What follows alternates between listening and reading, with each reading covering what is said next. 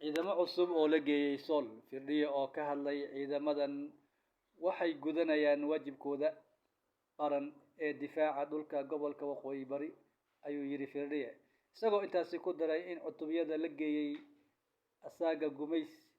oo ku dhow goobaha difaaca ee ay ku sugan yihiin ciidamada Soomaaliland iyo kuwa Waqooyi Bari wuxuu sheegay in ciidamadan ay ku jiraan isla cutubiyadii ka qayb qaatay dagaaladii 2023 ee sababay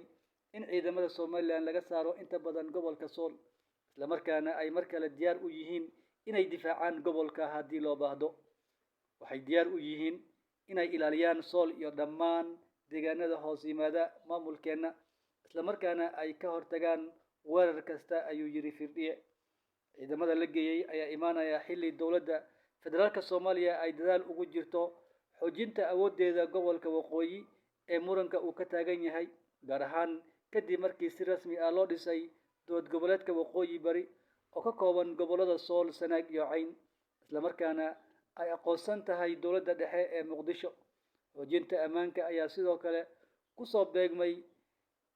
diyaargarowga booqasho taariikhi ah oo uu madaxweynaha Soomaaliya Xasan Sheekh Maxamuud ku tagayo magaalada Laascaanood toddobaadkan gudihiisa